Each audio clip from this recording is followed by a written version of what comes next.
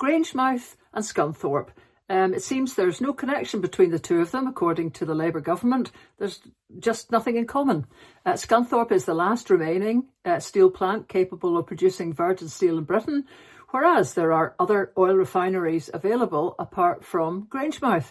But I suppose if you go around closing down all the hardware and industrial base of the devolved countries before you tackle any of the English ones, you'll always end up bailing an English plant out for nationalisation. So that's the caustic view of that. We discuss Scunthorpe, Grangemouth, and look at its impact electorally, since there's English local elections in 16 days' time, and a question as to whether reform will look to be sweeping up everywhere but Scunthorpe.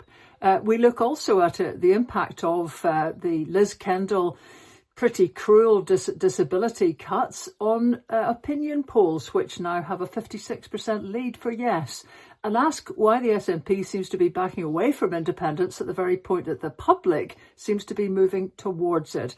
Those are the headlines. Now for the podcast.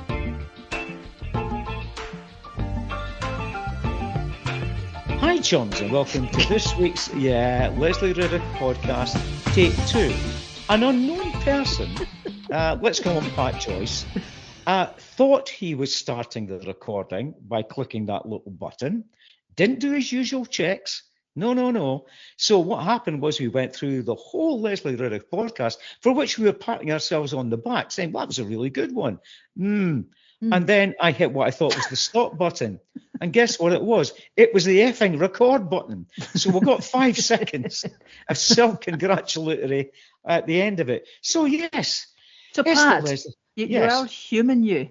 Yeah. Right. Was this the first time in how many podcasts? About 500 podcasts. Yeah, you're allowed to do that. So the only thing is, we might be a little bit, I don't know, this might be better. Who knows? Yes.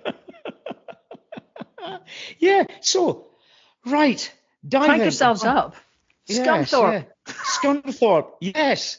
Now, well, I mean, I thought here, before I actually decided to actually reveal the gory truth, I thought, let's dive in here.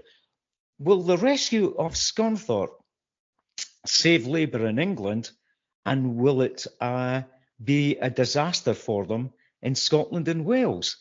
So, because that appears to what's been happening, that might happen here, because Labour look as if they've been outflanked on the left by Reform, who were calling for the nationalisation of the Scunthorpe steel plant, and lo and behold, they moved into rapid action, called everybody back on Saturday, got legislation passed right through to take the Chinese-owned steelworks in Scunthorpe into public ownership. Lo and behold, how quick can they act when, maybe I'm being a cynic, their electoral chances in the English local elections may be just under a wee bit thought by the rise of Reform. Indeed. I think the phrase at the moment is that they are equipped with new legal powers to run British Steel. Whether that amounts to public ownership, right, some other grown-ups can kind of analyse. But indeed, because we don't have council elections here, I think our antennae are not picking up what is really occurring. It's 16 days today till these local elections, and it's not looking very good for Labour. You'd have to say today the Sun has attracted some comment by having a front page "Britain is broken," which is, as you may know, one of Nigel Farage's kind of lines. And it looks like, to many people, a sort of semi-endorsement of Reform. And that is significant because 9 months ago, the Sun backed Labour. So what a difference a 9 months makes. Meanwhile, Farage, even as we speak, is in Durham, which is obviously former total Labour heartland that they lost to the Tories at the last council elections. So the hope is for Labour that they would be going to win that back. So, of course, that's where Nigel's speaking in a working men's club, apparently, about reindustrialisation, which is their big thing. Because obviously, if they're going to try and take votes off of Labour, there's no point going all Tory on them because, it's a bit of a kind of plague on both their houses at the moment. But on the other hand, the latest polls have also found Tories up a wee bit. So doubtless Keir Starmer is sitting back thinking, let's see some right-on-right action and perhaps these guys will cancel each other out. But I mean, and actually, all of this as well Paul Kavanagh in the National wrote a very knowing piece where he was pointing out that that also Scunthorpe's in a constituency which Labour took back from the Tories in 2024 and is about to hold one of these regional mayoral elections next month, an election in which there's a real threat to Labour's chances from Reform UK. So there seems to be all sorts of electoral stuff sitting over that, as well as the fact that, that basically the coal ore, the iron ore and the coal had hit the fan in the sense that the stoke ovens would stop, which cannot happen, I understand, if they didn't intervene and sort of step up immediately. Mm-hmm. So equally, Labour, I think, have been trying to take a bit of a leaf out of Donald Trump. You see him here, you see him there, executive order here, crummy sort of chart shown to cowed journalists there. So Keir Starmer has been in Scunthorpe, I just say more often than a sort of expensive spectacle shop. And Jonathan Reynolds, the business secretary, was today, and you'll see it on the evening news status, at Immingham Docks to greet the coking coal and iron ore that have basically been held up by the company's Chinese owners, Qingwei. Apparently, according to those in the know, who are described as steel insiders, which is quite a title to have, those goods were stuck on an American ship near the Hull estuary because Qingwei cancelled the payment. And apparently, another ship with more coal and ore is inbound from Australia after Qingwei tried to have it redirected. So, as these insiders are saying, it's clear that there's funny business going on from Qingwei. And of course, that's part of a bigger picture of people suggesting that, China has got, especially now with all the tariff war it's having with America, massive amounts of cheaper steel to be able to dump and needs somewhere to put it. And, the loss of a steel making capacity in Britain would probably help that general state endeavour. Yeah, well, me being me, I'm gonna veer back to the electoral cycle here, because if we remember that when Grangemouth came up, Sarwar's big statement, and he had repeated it umpteen times in his doorstep, was it's Grangemouth private company owned, private company owned, private company owned. And, given the fact that it's a year to the elections for the Senate and for Holyrood, does Labour think we've actually all got short-term memories up here and we're going to forgive them come 2026 when it comes to the elections? And what we've also got going on is, I don't know if you noticed that I think Jonathan Reynolds said as well that they were quite prepared to take control of the Scunthorpe Steelworks, invest public money into it and pay for the losses. But the moment it actually was up and running properly, they were going to hand it back to private enterprise. So yeah, we're paying for it to absorb the losses, but give the profits back to private companies, which is just emblematic of broken Britain as far as we're concerned, in terms of privatise everything. The public purse absorbs the losses whenever that happens, and then privatisation comes in again, and they can weaken the profits. But do you think that have Labour up here been thrown under the bus, do you reckon? Have these Labour MPs been whipped to go down there, vote all this through, put up their photographs of the Scottish MP turning up there to save British jobs, then immediately shut off replies when they're questioned about Grangemouth? But have they been thrown under the bus? And does this give the lie to the statement that the road to a Labour government leads through Scotland? Well, it certainly looks that way. John Swinney's been having a bit of time with that, linking as well all of those the current sort of abandonment of Grangemouth, it would appear, with all the other things that have happened. The carbon capture not going ahead in Aberdeen. Funnily enough, it goes ahead in the north of England. The supercomputer goes ahead in Oxford. Funnily enough, it doesn't go ahead in Edinburgh. There's a kind of pattern there, and Stephen Flynn raised this in the Commons. I think it was Jonathan Reynolds that replied, really kind of patronising. It's just different, mate. Like, oh, okay, that really, that helps. And kind of just refusing to see that anybody would draw a parallel. And of course, the point would be, right enough, that Scunthorpe is the last plant that can essentially produce virgin steel, from scratch in Britain. And I guess that's fine if you let Ravenscraig go, if you let all the other steel plants go around the not important devolved nations. You'll always be left with an English plant left that has to be saved and nationalised because it's the last one left. It's just like Grangemouth. It's not the last one left. So it can close, the other ones can close. And finally, when we've got one left in England, they'll nationalise it. So, I mean, really, a lot of this is wakey time to what, the treatment people should be seeing here. And yet, actually, I think it was really Kenny McCaskill that raised some of this usefully and long ago. There was a letter in the Herald which was pointing out that he had an adjournment debate in January 2024 on just this subject, on Grangemouth and nationalisation. And the only SNP out of 48 SNP MPs, the only one who turned up for that was Douglas, suddenly forgotten the name. Oh, Chapman. This happens. Thank you very much, from Rosyth. So one SNP MP turned up, and he was tweeting about this. Alba have pushed this a lot. Let's be fair about that. Not that had, many people feel tweaked the SNP into the call for a properly thought out nationalisation. And we've talked about this before. It's all hard to see quite where a lot of these industries are going. However, the point that the saviour character in all of this has been making, at least the Labour, saviour, which is Brian Leishman, who's the outspoken rebel kind of MP, Labour MP for the constituency Grangemouth's in, he's just making the point that that what you have to do whilst you're making a transition from the old yucky stuff to the newer green stuff is you have to intervene, extend the life until new energy industries are ready, and safeguard. And that's the point. I've even heard Ian Duncan Smith, of all people, talking about trying to rebrand quite a number of assets as national security assets. This is the frickin' Tories, right? Yeah. So they want, and of course, what's bristling up the back of that is the need to be producing more steel for armaments. So, of course, that wakes the Tories up nicely.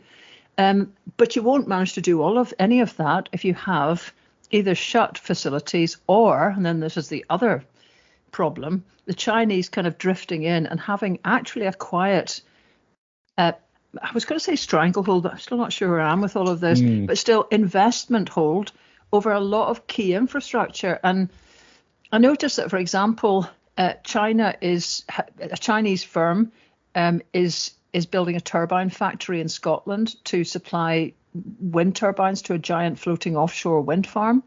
Is that okay? I mean, the Chinese make 80% of the components for wind farms. Up till now, we've been using European technology.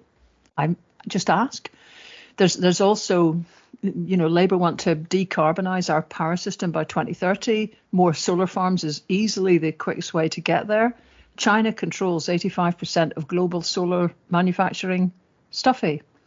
So, there's lots of ways. The Chinese are still 25% owners of Hinkley Point C, the nuclear power station that everybody wants to build for kind of no apparently good reason, and have been at for 30 years.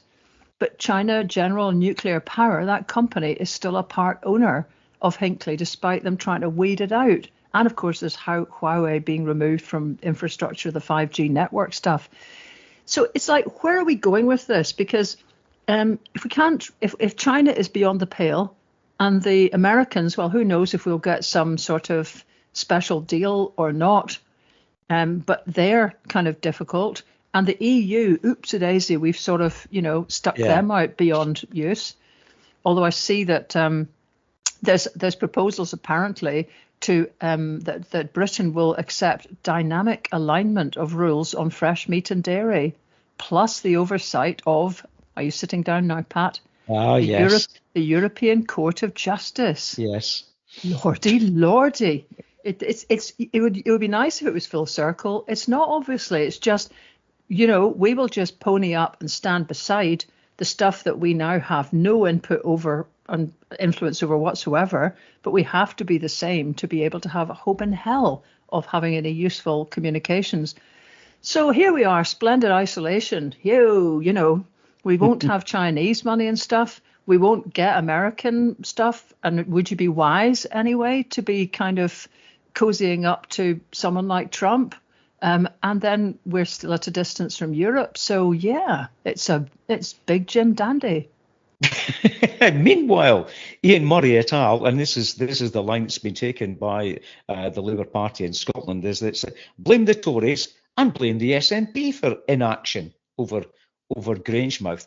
And I'm just wondering, I mean, you've seen there's the new independence poll that's been published. It was carried out exclusively by Find Out Now for the National. So we've only been able to look, folks, at what the National has actually published, because we can't actually see the drill down into the data any more deeply than what the National has published as is their poll, which shows growing support for independence. When you take out when you leave in the don't knows, it's 52% yes, 41% no, 7% don't know. Remove the don't knows, which I'm never very sure about, it's 56% for yes, 44% for no. And they asked the question, should Scotland be an independent country? Because that's the line that Ian Murray and everybody is taking, which is demanding within the framework of the devolved settlement, where there's so significant powers, for example, over energy, still reserved to the UK government, demanding that the Scottish government act as if they're in control and of an independent country.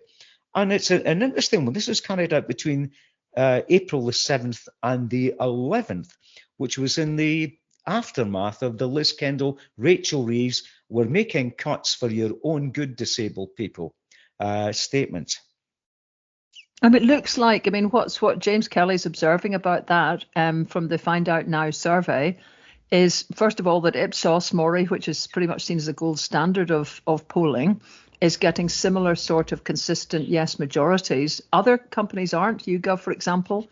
And it's hard to know behind the scenes whether he's asking, it's quietly been yes all along, possible. But he's also pointing out that Britain-wide polls are showing Labour's popularity slumping to lower levels than before. And I guess the point is a Labour slump in Scotland is tending to kind of perhaps jigger people to the whole idea of being part of the UK, because these guys were the last chance saloon for a lot of people. It's funny, I remember this from Egg, strange parallel, but when the first landowner, Keith Schellenberg, sold to crazy sort of Maruma, Professor Maruma, who's sort of, perhaps still in jail. Anyway, at that point, a lot of people thought, well, maybe this will work. And a lot of us who'd been really engineering up towards a buyout just slumped and thought, no, not another one. But actually, for a lot of people, that was the tin lid. They needed to just see that in their lifetimes, one other owner would not behave any better than the previous one. And Maruma came once, twice, perhaps, and then never set foot in the place again, because he'd basically tried, was hoping that he would be able to milk the place for all sorts of investments that would happen. Once there was a slightly more benign owner, didn't happen, off ski, and then actually got lifted for various nefarious practices regarding his loans. So sometimes I wonder if it needs that, for people who still have a Labour habit in Scotland, if they need to see now that actually, okay, it was one thing to have the Tories running the UK, but if this is the fist that Labour make of it, it could be a more profound moment of cleavage, actually, than anything we've seen up till now. So, and yet, here we are at the same time as that seems to be happening in the background. It seems, I just glanced a headline running through a supermarket, that Daily Express had the headline on the front page, whoopity whoop, that the independence unit has been shut in the Scottish government. And it seemed in the talk that John Swinney gave yesterday, the day before, there really wasn't a lot of talk about independence at all. It seems like the SNP is tiptoeing back, like they do in every election, which is totally maddening. And in our previous attempt to record this podcast, we had a long conversation about what sort of possible tactic there would be. Ash Regan has had this idea of some sort of convention this summer. That was something you picked up. Yeah, and I wasn't sure if Ash Regan at that point was speaking as Ash Regan or as a representative, as you noted, a failed candidate for leadership of Alba, suggesting a cross-party pro-independence convention ahead of the 2026 Holyrood elections to decide strategy and to unite behind it. And it's the response, and this seemed to be based on what Keith Brown had said somewhat at the last SNP conference, when he was suggesting there should be a convention of all democratically elected representatives to engage in this. But the SNP, there's been no official response to the invitation. But what they did say, a representative said, the SNP is the party of independence, which seems to be taking a party political line, saying, no, pal, we're not going to get involved. And Lorna Slater of the Greens, who's standing to be the new co-convener of the Greens, after Patrick Harvey's resignation, she said, they're not prepared to join Alba. We have significantly different views about what an independent Scotland would look like. That doesn't really align with Alba's. And they're saying that the elections are not the way forward, because they're not the way forward to engage in independence and change the UK government's mind. And they're saying, despite not being wanting to work with Alba, the way forward is to build a big coalition amongst the people of Scotland. So there we have it. It's as you said earlier, said before, it's is Alba, or is it just Ash Regan talking to the hand when it comes to any form of cooperation coming up to Holyrood 2026? Because what you've also got there is the Greens in Alba potentially will be competing for the same constituency in terms of the regional list votes, picking up the SNP votes for the first past the post element. Yes, this is kind of it is a mess. I do keep wondering how you can have that. Probably 98% of independent supporters would think it's a good idea for everybody to kind of have a common cause. And then when it comes to any attempts to do it, it's a lot about the power of convenership. Because, the smallest party of the lot, which is Alba, and the woman who failed to win the leadership contest, which is Ash, probably don't have the power of convenership. In an equal world, who cares? You know what I mean? I mean, most people would just think it's a good idea. It's a good idea. It's just not how power works. So not only have Alba Greens got a problem with Alba because of their gender recognition issues, which will be maybe resolved a bit by a Supreme Court judgment tomorrow, which we'll pick up in next week's podcast. But they actually have a conference resolution passed such that they cannot sit in share a platform with Alba. So I know I tried to get a posse together. It was proved eventually impossible to get a Green to sit in the same grouping. The other thing you'd have to say is that Alba at the moment are very focused on trying to get a sort of come-all-ye approach to standing on the list, because that's where just as you said, that's where they and the Greens are going to pick up votes. The SNP show every signs of going SNP vote 1 and 2. They've always done that. It's hard to see why they would change their approach now. They could probably also say that polling keeps shifting, so it's not clear whether they would win more in the first past the post bit or whatever, which means just from security, they'll probably argue you've got to give them both votes.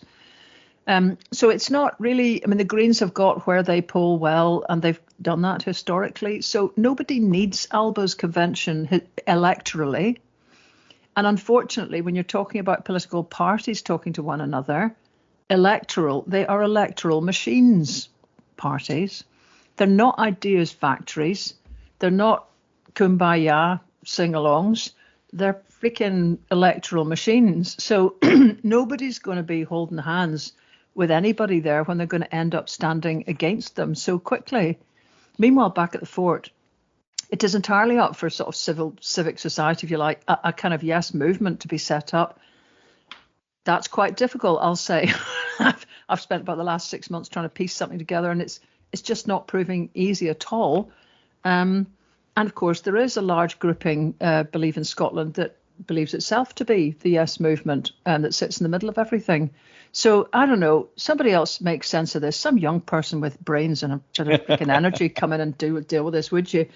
But doubtless those of us who are for independence, and we are the majority in this country, according to these polls, and if we're talking to anyone under the age of 35, unquestionably a majority, Yes. We're not going away, and we need to find a way around this, because it still strikes me that we have to have a civic campaign for independence that doesn't rise and fall with each election.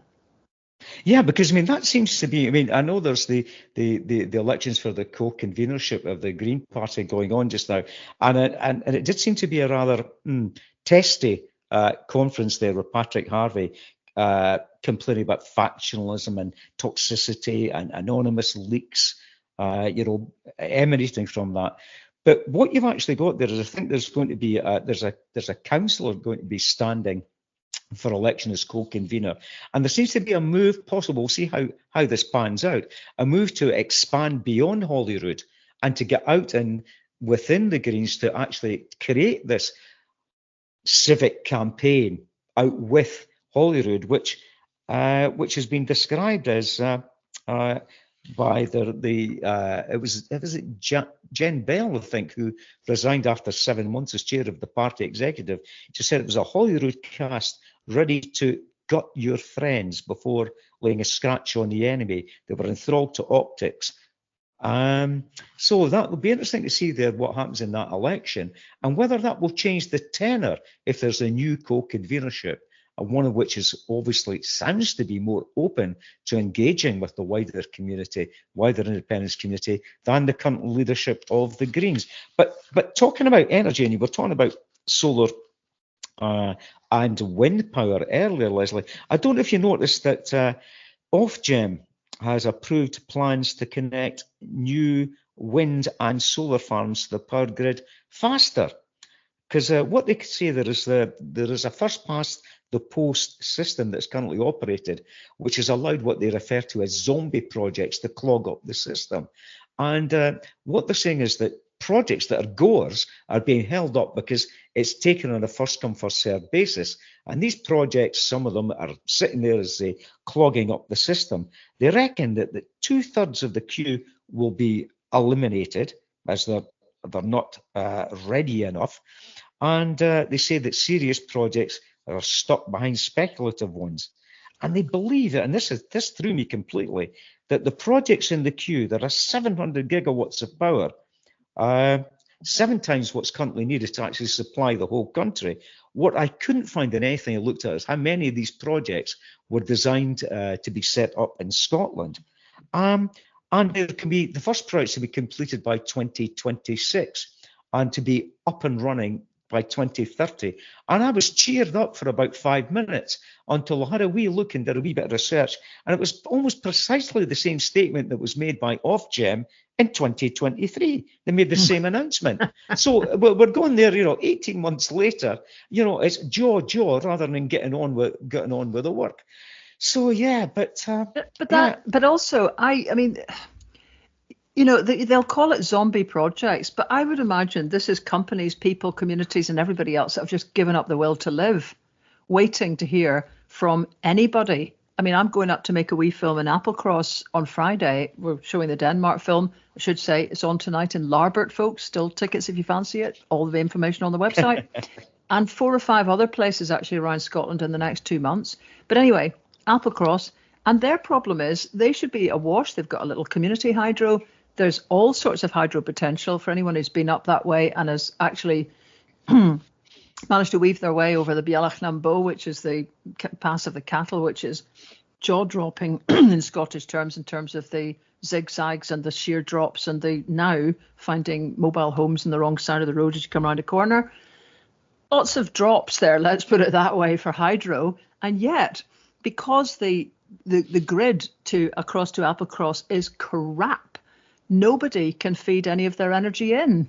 So, you'll call, doubtless somebody lofty will call that up. I mean, there'll be zombie projects there, which will remain zombie for as long as SSE, a private company, allowed by Margaret Thatcher and the British government, and never, this arrangement has never been revised, that a private company should be making key infrastructure investment decisions for the whole of Britain, but particularly for Scotland. So, fine, you're zombie. But I mean, a lot of that is because essentially you haven't got the arterial grid able to pick up the energy that's sitting there in volumes, which an independent Scotland would be doing. And just while we're at it on my energy rant, I've been blowing a gasket quietly to myself, not that quietly sometimes, about the Scunthorpe argument, because many people will point out that one of the big reasons that we can't produce steel more cheaply than other countries is because of our high energy costs. There's a little dot and then everyone moves on. Well, hang on a minute. It's as if those energy costs are absolutely unchangeable. They're givens, they're permanent. We have in Britain 50% higher energy than Germany, and our costs are twice that of the United States. And the reason for that is, we've been through this before, but it's that dependence on gas, which is the most expensive. Well, perhaps you could have an argument with nuclear, but still, for so much of our use is gas. The pricing that seems to be pretty unique to Britain as well is that whatever other energy you've used, the last unit of energy, which will always be gas, because it's the least green and the most expensive, you didn't want to use it till you're stuck in your uppers. So ironically, it will be the last unit in, and the last unit in dictates the price of every unit. So if we had the locational pricing, which Greg, I'll never remember his surname, from Octopus Energy is advocating, it would mean that a lot of the time Scotland is 100% green. We have no gas creeping into one day's prices. So we would not need, our prices would fall dramatically. And as he's put it, Scotland would have, for domestic users and for business and for industry, we would have the cheapest energy prices in Europe. But nobody's talking about that. We just go energy, expensive, nothing we can do with it, nothing to see here, folks, move on. And it's so wrong. For Scots, this should be the number one reason to become independent, is to kick this entire philosophy. Everyone thinks Thatcher's gone. She has passed. It's all history. It's not history. And it's totally screwing up the way that energy is supplied right now. Oh, gosh. Yeah, I mean, it just seems so. I mean, it beggars belief to me. It seems to be counterintuitive to actually peg everything to the cost of the most expensive element. But again, we've spoken before about the necessity of upgrading the grid. I mean, I just wait to see if this is actually all put into process, because it does seem tremendously exciting if we can actually get this solar and wind power into the grid and then stop this utter dependency on fossil fuels, and maybe even stop the dependency on the spurious arguments, particularly when it comes to economics, of introducing nuclear energy to the whole process. Just picking up on that, I mean, when you compare and contrast the potential for an independent Scotland, you took note, I think, of was it an article in the National which compared and contrasted on virtually every metric the performance of the Republic of Ireland against Northern Ireland. And to be honest about it, the Union didn't come out of it very well. Sorry, Pat, I just put myself on mute there while I was clattering around trying to find that particular article, which I've been caught red-handed there. I just haven't got it open. But it was a kind of bona fide research council that did the maths, did the comparison from the Republic essentially to Northern Ireland, and on every single count, population increase, participation in the jobs market, working age population, well-being. I mean, in fact, absolutely everything I could scan through, there wasn't a single metric in which Northern Ireland was outperforming the Republic.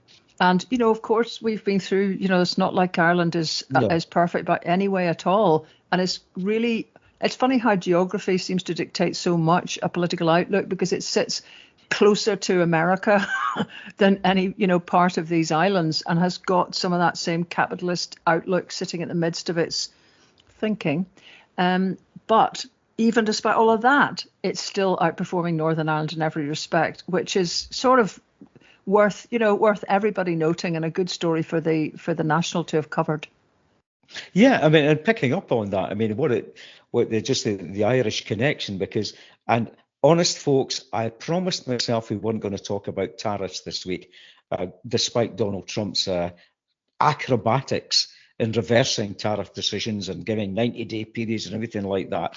But when you spoke about land reform and the positive land reform that's taken place in Ireland, I was making a connection in my head there at that point last week, thinking tariffs, land reform, tariffs, land reform.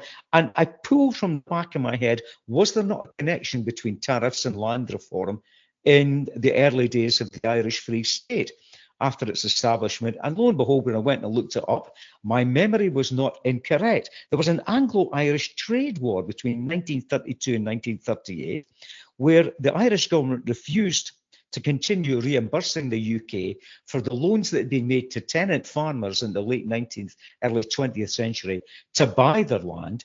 And the Irish government decided, no, we're not going to be sending that money to Britain anymore. Mark you, this despite collecting the money from the farmers that was going to the Irish coffers. What the De Valera government decided to do, and it was Sean Lemass, who was the economics and finance minister at that point, decided to put up all these trade barriers. And Ramsay MacDonald replied for the UK government to put a 20-odd% tariff on Irish agricultural goods. So it just goes to show that nothing is new under the sun. But Sean Lemass in the 60s was the late 50s, early 60s, was the finance minister who actually restructured the Irish economy, got rid of the old protectionism, and which then allowed the Republic of Ireland at that point to join the European Union in 1973. So there we go. That's it. As I say, there's nothing new under the sun. Tariff wars? Nah. Britain and Ireland did it in the 1930s. So, yeah, and nobody came out of it very well. Yeah, what just about lived to... Yeah. Because the thing about that Wyndham Act, which is the one that let the 5,000 tenants of Ireland essentially buy over their land by giving the difference between what the landowners wanted and what the tenants could give, which was generally hee-haw. So the British state came in the biggest sort of, debt exercise that had happened yet in this country to sort that out. And it was meant to happen. It was meant to roll into Scotland, but the First World War jumped in. And sometimes I think anyone who is studying this could look usefully at all the Irish applications that then didn't happen in Scotland straight after. But anyway, that Wyndham Act allowed 60 years repayment from tenants. As you were saying, basically De Valera got fed up with it and basically told because they took on the debt and told the Westminster government to go swivel, but still ended up kind of basically taking some of the money from the tenants. But the point was, that was an incredible thing that Westminster at that point was prepared to do for Ireland, because 60 years repayment was actually quite realistic for once for the amounts given. But happily, the tenants, since they skipped off into an independent free state, didn't end up paying more than, at a very high rate, hardly paid anything, which is grand. Yes, I mean, and we're going to stick with Ireland or Northern Ireland because that's become a bone of contention. Rory McIlroy winning the US Masters, and I mean that was a triumphant moment for sport. But as I say, before I talk about that, and it is to do with sport, I think we've got to remember today, April the 15th, is the 36th anniversary of the Hillsborough disaster, where in 1989, where eventually 97 Liverpool supporters who turned up for the FA Cup semi-final died, 96 of them on the day. And one of the great quotes I read about this is, no one should ever turn up to a football match and end up dead. And there was an inquiry, Lord Justice Taylor's initial inquiry, found the primary cause of the fatalities to be the failure of police control. However, 1991, there were inquests which recorded these deaths as accidental. 2012, now that's what? 2012? That's 23 years later. The Hillsborough Independent Panel's report quashed these verdicts. And there was new inquest, 2016, another 4 years later. And imagine the turmoil that was going through for the families of the 97 who died, having to go through these inquiries and inquests time and time again, all within the framework, of course. And you and I will remember that front page of the Sun, Lesley, The Truth, where Kevin Mackenzie's son claimed that it was all the fault of drunken Liverpool supporters. And there were alleged eyewitness claims from police officers and chief police officers claiming that Liverpool supporters had urinated on the dead and dying. Liverpool supporters had picked the pockets of the dead and dying. Liverpool supporters had assaulted police officers who were going to the rescue of the dead and dying. In fact, one of them had assaulted a police officer who was giving mouth-to-mouth resuscitation to someone who was dying. And Kevin Mackenzie, years later, when he was in a documentary that I saw, was visibly shaken about the fact that he had been lied to. He'd been lied to because it was a cover-up concerning this. And what the new inquest in 2016 revealed, the victims had been unlawfully killed and Liverpool supporters were in no way to blame. There are still, and that's 9 years ago, there are still 6 investigations going on about 6 individuals about gross negligence, manslaughter, perverting the course of justice, and misconduct in public life. And why is this important today? Well, other than remembering it, because today Keir Starmer said that April the 15th, 2025, he would bring forward the Hillsborough Law. Now, the Hillsborough Law had been put together by the families of the KC, and the law set out there should be clarity of candour to be placed on public authorities. In other words, you could not go in there and lie your teeth off about events that had taken place. You had to reveal all the information. You had to be upfront about it. And the second most important thing as well, and this transfers itself to every other public inquiry, for example, the Grenfell inquiry, is that the recommendation that was contained within the law that there should be publicly funded legal representation equal to that of authorities at inquests and inquiries. And lo and behold, Keir Starmer, and it was announced in The Guardian, Keir Starmer revealed the fact that this was going to be watered down. Public authorities just signed up to a charter with no legal backing enforcement to it, and there'd be no funding for legal representation. He was supposed to meet with these Hillsborough families, and to discuss this, 48 hours before, he cancelled. And what he also did was, how did the families find out, Lesley? They found out because the article was published in the Daily Mirror telling them that that meeting has been cancelled. And it's horrendous when you think about it, and it does go through. It goes through everything, and it's no matter which government's in power, the ability of government to actually construct barriers to finding out the truth about matters such as Grenfell, about matters such as the engagement in Northern Ireland during the Troubles, on both sides with paramilitaries, and the murder of civilians, innocent civilians, in order to embed people within paramilitaries on both sides in order to gain information. And it is that whole thing. And as I say, the old anarchists used to say, no matter who you vote for, the government always gets in. And that ability for the state to take action to defend itself over these matters. And it spreads out beyond that. For example, for the grooming gangs inquiries. Yes, it does bring to mind. That's been making the news, down south, where there were 5 inquiries that were going to happen into grooming gangs in towns like Rochdale and around the north of England. And now the Home Secretary has said those local inquiries, well, actually, I think she's saying that they will go ahead. Well, I've just looked at what's just passed. Right. Hang on a minute. That's the trouble of starting to look at stuff while you're speaking and live. But anyway, there's been a lot of argument about whether, I know that it is local but not regional. So I think there's a concern that a lot of Bradford seems to be a bit of a pulling area for a lot of the difficulties. I'm not going to go into this because I haven't got it on the tip of my tongue. Right. A lot of people who will watch Channel 4 News will see that they've done an awful lot about it. But quite a few of the people who have been campaigning to get this practice really highlighted for a long time have made the point that there was the areas that this is happening in are Labour councils. Now, this might be 2 and 2 equaling 5 with council elections back to the beginning, 16 days time.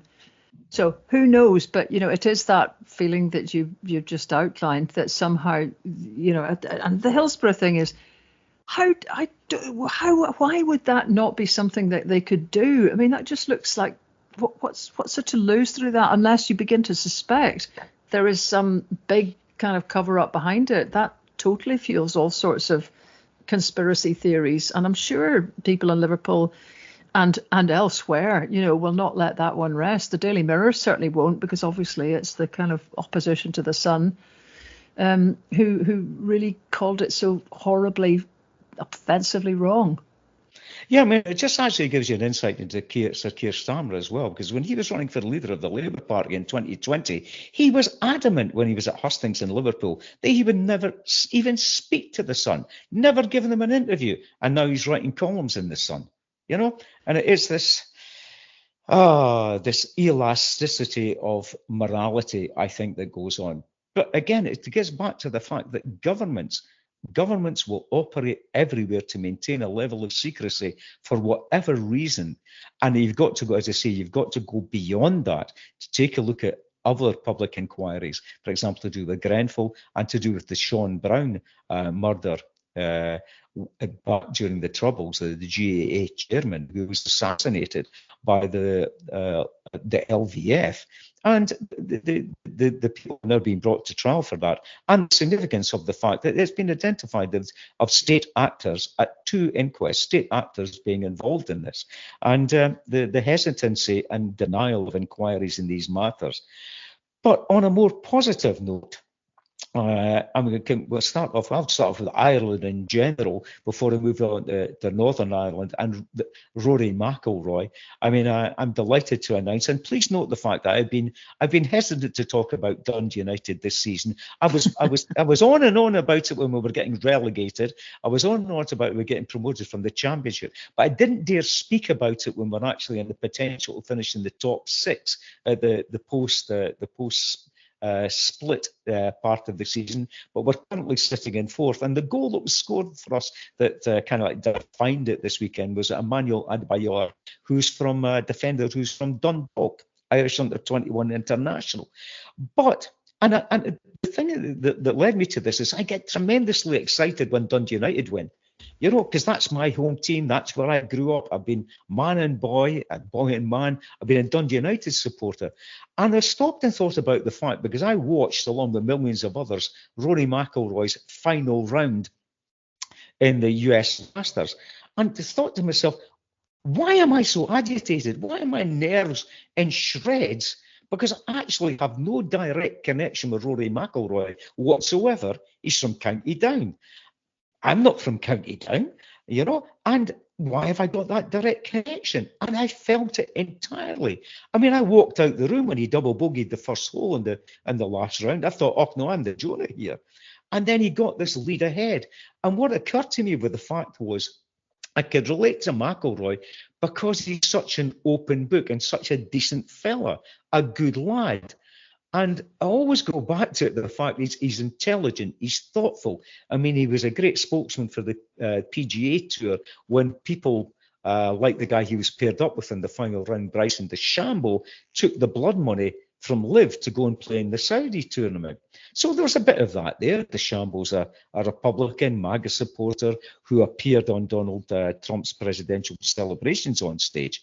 But it went beyond that, because McIlroy is intelligent, and you can see spread across his face when he's making decisions. You can actually see it playing out.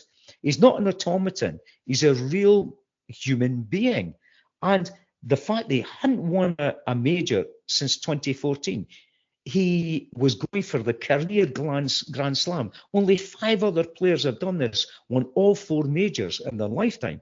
And it's Sarazen, Hogan, Tiger Woods, Jack Nicklaus, Gary Player. These are titans of the game. And to watch that round, and it's toing and froing. And the thing about golf, Lesley, is it's a combination of 2 things: strategy and thinking before the shot, and then not thinking about it at all. And one of my pals once talked about it in this way: you don't have to be stupid to be good at golf. but it helps to play thoughtlessly, and you could see it playing out in his head. But it was tremendous to watch, and I've just got to compliment Justin Rose, who came up on the outside at age 44, and I felt sorry for him as well, because he lost the last playoff for the Masters against Sergio Garcia. I think it was in 2017. So that's 2 playoffs he's lost, and he was incredible sportsmanship that he showed on the 80th green, congratulating McIlroy, which was absolutely incredible to watch. So hats off to Justin Rose. But by gum, I sometimes wonder myself, why do I get so involved, along with thousands of maybe millions of people, with sports people with whom I have no connection whatsoever, other than seeing on the TV screen? It is a sort of odd one, actually, because, I mean, I don't know if there's a bit of a gender split on this at all. Oh, I think there might be. Well, but you also play golf really well, actually, yes, Pat. So, I mean, it's a thing. But I was going to say, looking at it, he's from Hollywood with 1L, folks, which is actually near where I grew up. And one of the things that there was a bit of vintage footage that had been played on Northern Ireland TV back in the day, when he was 6 or 7 or something, and he was demonstrating, because even at that point he was obviously, a star youngster on the golfing front, and he was demonstrating how he'd managed to kind of acquire the skills that he had, which was basically using a little chip club to just chip a golf ball into the open door of his mother's washing machine for practice. And so everybody was, delighted with this wee lad that just came and did it live on the program. But when he was asked, when he was asked by, I think, American commentator, how he'd be celebrating all of this, he was doing very well, and just it all looked like, and then suddenly he sort of stopped when he was saying, but the real thing he wanted to do was to get back to his mum and dad, to get back home. And people will probably know that his parents sacrificed a lot to let him live the dream. I think they both had 2 jobs. It was a huge effort for them to believe in him to the extent that they did. And so the moment that he goes back to Northern Ireland, I mean, he really broke down and was almost on the verge of tears, and the interviewer had to just help him through the next couple of sentences. But he was determined to stumble it out. I just want to celebrate with my mum and dad at home. Now, I mean, I don't know, you'd have to go to find somebody that lifts your spirits more than that. And I hope there's coverage of it, because, all of us need to see the sort of expression of love towards somebody who is just as modest as that guy, from a place that generally is covered in bad news. Yeah. And I can think no better way to end the podcast than to have that sentiment of think about it with love. So on that note, we will see you next week, chaps.